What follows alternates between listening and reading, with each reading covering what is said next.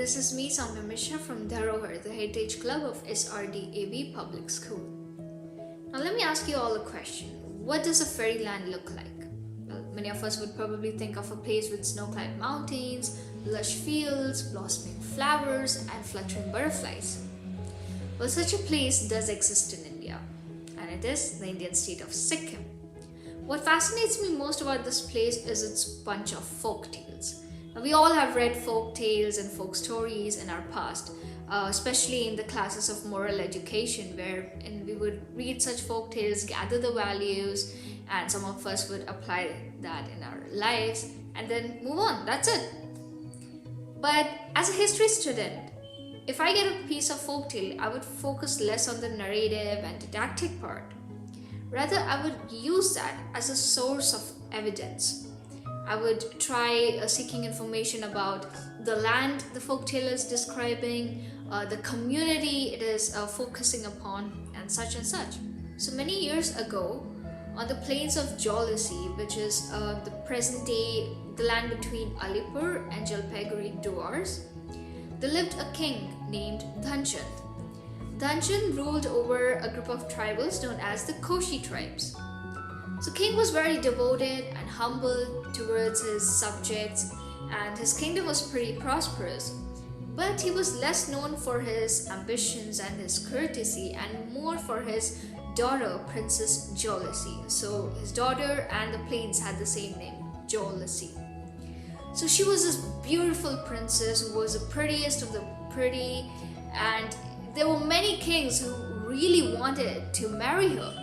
So it was a real concern for King Dhanchand to choose an appropriate husband for Jolasi, because he was concerned that his daughter was so pretty, and she had to go to someone who deserved her. So there was another king who aspired to have Princess Jolasi as his wife, and who was the king of the Lepchas living on the foothills of Sikkim. So you need to understand that hill is an elevated area and plain is just a plain. So it so happened that one day the Lepcha king finally decided to go over and meet King Dhanchand to ask Jolasi's hand for marriage. And so he set off with his troops down the hill towards the plains. And it so happened that when the king was nearby the river Tisa, Princess Jolasi was with her friends, and she happened to see the king himself, and she was immediately in love with him. She had never seen such a handsome man before, and as soon as she saw him, she was spellbound. So she rushed back to her palace, and she told about the king, whom she did not know who he was, but she did tell it to her parents that, oh, I saw this beautiful, handsome man up there near the river Tisa, and I think he's a king, looking at his attire, and I really want to marry him. So at this point, Dhanchand was caught at edge, because there were many kings seeking to marry Jolasi, because she was very pretty, actually very pretty. So Dhanchand was concerned that if he happens to be a king from elsewhere, apart from the proximity areas of the plains, then all the kings living in the proximal distance of the Jolasi plains might rebel against the king, because it was an obvious conception that the proximate distance between the plains and the other kingdoms, Jolasi and other kingdoms, so the kings might have thought that, since we are close to the plains, the Dhanchand should get his daughter married to one of us, right? So Dhanchand was a little bit concerned, but Princess Jolasi was not going down, and she was so reluctant, so adamant that no, I just want that king. He was this beautiful, handsome prince I've never seen before, and I really, really, really want to marry him. So Dhanchand was like, okay, let's see who was the king. And just as they were discussing, they heard that there were troops coming on the way, and Princess Jolasi was just astonished to see the king whom she had seen there near the river Tista walking up to her. And then finally Dhanchand and Jolasi and all of them find out that it was a king of Lepchas living on the foothills who had come to seek Princess Jolasi's hand for marriage. And so this was a two-way thing. So Dhanchand, though he was concerned a bit, but still he bowed down to his daughter's wishes and he got her and the king of Lepchas married together. So the wedding was grand and everybody was invited, even the kings of the proximal distance from Plains Jolasi. And it was grand, it was elaborate, and people enjoyed, people drank the drinks, and everything was just really enormous and beautiful. So as the wedding ceremonies and all ended, now it was time for Princess Jolasi, who was now the queen of Lepchas, to go back up the hills with the king of Lepchas. So as they were returning, they thought that the journey was quite too long, so they decided to halt again near the river Tista. So as they were putting up the tents, all the kings of the kingdoms near the plains of Jolasi, they had actually come up with a plan to attack the king of Lepchas and take away Princess Jolasi.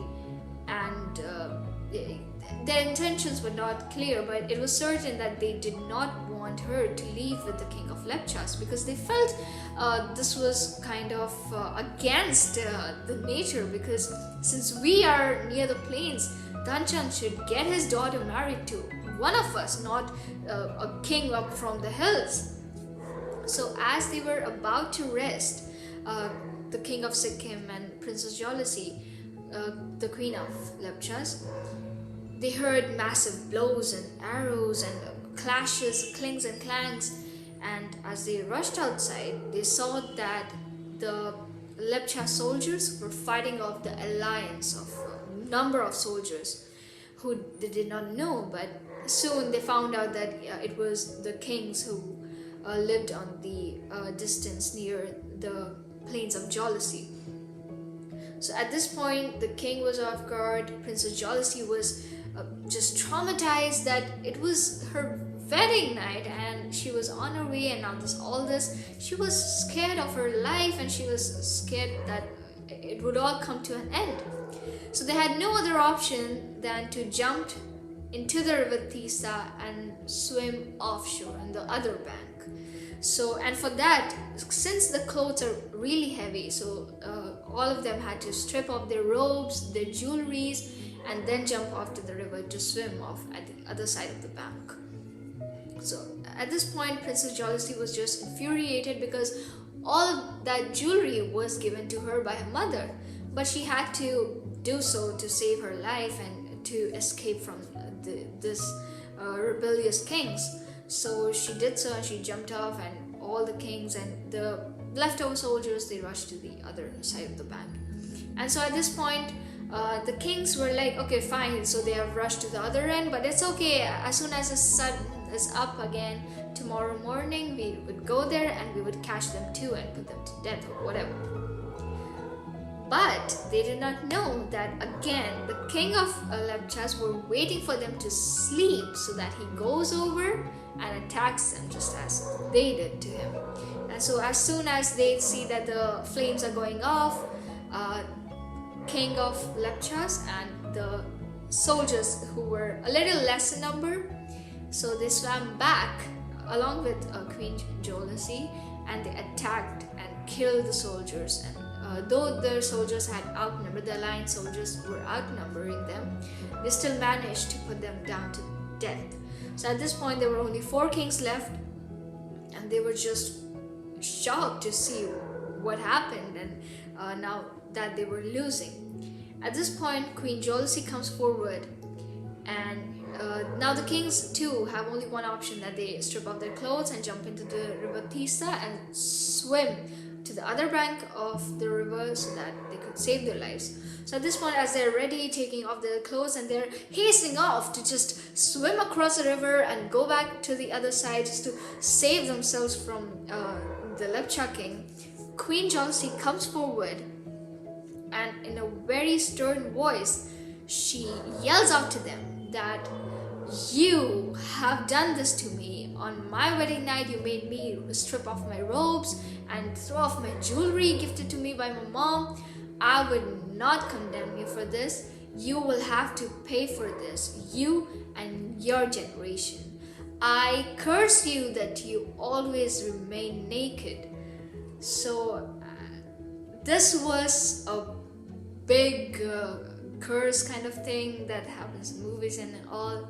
So as they swam across the river, it so happened that the king settled down on the other side of the river, and their generations still continue to stay almost naked, and they just wear rags. So the curse had actually worked. But later on, as the story continues, when the queen of the Lepchas, Queen Jolasi, returned back to the hills finally with her husband, she wanted to know that which was the appropriate season to sow the seeds of corn.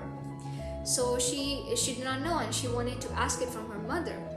So from up the hill, she commanded the river Tista to deliver the message, asking her mother when is the appropriate time to sow the seeds of corn. So river Tista flew downwards towards the plains of Jolasi, and it had delivered the message to Queen Jolasi's mother, and she said that so and so is the season. But now the problem was the river could come down from the hills to the plain, but it could not flow upstream, right? I mean, it could not flow upwards. So now there was a problem, there was an issue that how to deliver the reply to Queen Jolasi, because then we did not have text messages like WhatsApp or Instagram. So it so happened that the mother of Jolasi, she actually commanded her pet bird, who was a dragon bird, she commanded that bird to fly off and deliver the message to Queen Jolasi. So it happened that the bird, it flew, the dragon bird as the Sikkim people call it, she flew up the hills and she delivered the message to Queen Jolasi. And so as the tradition continues, the Lepcha tribes still see that bird annually, and so they realize that okay, now this is the season when we should sow corn. So that is why you see costumes of such dragon birds whenever they harvest or whenever their sowing season comes. So this was a story, pretty fun, pretty exciting. And now let us go to the point where how would I demystify this piece of story as a historian or as a history scholar. So if you look at the geography of the place, then it says that it's a land of hills and the plains, right? So as I mentioned earlier in the video, yes, there is a land similar to the description. It's between Alipur and Jalpaiguri Duars. So there's this plains and there's this hills where the Lepchas tribe still continue to live today. Second thing, the role of Princess Jolasi and the concern of Dhanchand in giving his daughter's hand in marriage. This actually tells a lot about the diplomacy and the strategy that the kings had for building up alliances. So in this case, again, they used women as a sort of diplomatic tool, let's just say. So by giving off his daughter's hand in marriage, King Dhanchand was not only establishing a familial relation, but also a relationship between two kingdoms was being established, right?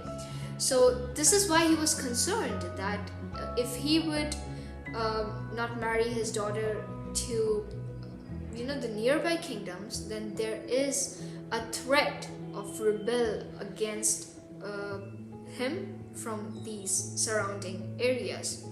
So we don't know how far this was true, that there was some king named Dhanchand who actually used his daughter, but this does show that women were then used as a means of diplomacy between two kingdoms, which is similar to what the Mughals and the Rajputs did.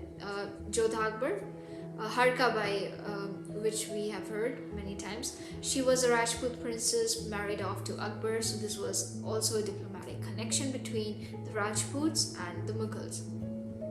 Also, we get an insight of the practices or the customs of the Lepcha tribes. So, if you remember, Princess Jolasi sends off River Tista down to deliver her message, an inquiry that when should I sow corn seeds. So it gives us an information of the staple diet of the Lepchas. And River Tista, the role of River Tista is very important in all of the folk tales of Sikkim, because again, every civilization, every tribe, and every community is somehow attached or attributed to a particular water body. For example, if we look at the civilizations, Mesopotamian civilization, River Tigris, River Euphrates, Chinese civilization, River Yangtze, Yellow River, our Harappan civilization, River Indus, right? So in this case, the Lepchas were attributed to River Tista, and in fact, River Tista is a term so sacred even today in Sikkim that many of the parents name their girl child Tista because they think it's such a divine and holy name. So the role of you find River Tista in almost every folk tale of Sikkim, because that shows at how the people are closely attached to River Tista, right? Because Sikkim is a land where River Tista is the major source of water. So then we move on to the customs and the dresses of the people. As you would notice, it says that Princess Jolasi had to take off her robes and her jewelries. So if you look at the typical Sikkimese attire, especially the Lepcha attire, this is true. They actually wear a long robe, first sort of an inner garment and then a long robe, and then the jewelry is especially made of those beads and those headgears. Another thing that you notice is that Princess Jolasi was infuriated when she was asked to throw off her jewelry gifted to her by her mom. So there's actually a concept of Stridhan, which is nothing but the possessions of a queen or a woman gifted to her by her loved ones, her husband or her mother or her family or anybody. So we also get an information that during the wedding days, the queen or the woman was gifted of a particular amount of money or jewelry by her mother. So certain practices similar to that of every other Indian marriage. Also, we would learn that it was the king of Lepchas who was chosen by Princess Jolasi. While we may not be sure whether it was truly the case that there was a princess named Jolasi who married off Lepchas and thrilled by his charm and all, but it is certain that since the Lepchas are the ones telling of the story, they would somehow glorify their own kings, their so-called ancestors. So again, this is all just fictitious, but you need to understand the motive behind the folk tales and the oral traditions. They're passed on from generation to generations, so there are modifications according to the societal needs. That in this case, Queen or Princess Jolasi was married off to the king of Lepchas. So it was a queen of the plains married off to a king of the hills. So there's maybe like a sort of intercaste or intergeographical marriage, whatever we call it. But we may not be sure that 100% this was true. I mean, of course, it may not be true, but there's certain hint that there have been moderations, there have been additions from generations to generations. Now, I'm telling you the story today, and tomorrow, if you say this story to anybody else, you may feel like adding a little bit of spice in it, and that addition of spice itself is again a layer of fictions, again a layer of additions and moderations. So it of course would hinder the original sense of the story. But again, This is the job of a history scholar, that he tries to focus on the veiled part rather than the narrative part. So it was really a fun experience for me to actually test my history skills through a folk tale. So I would surely recommend you this book by George Coturan. He was a professor in St. Joseph's College in Darjeeling.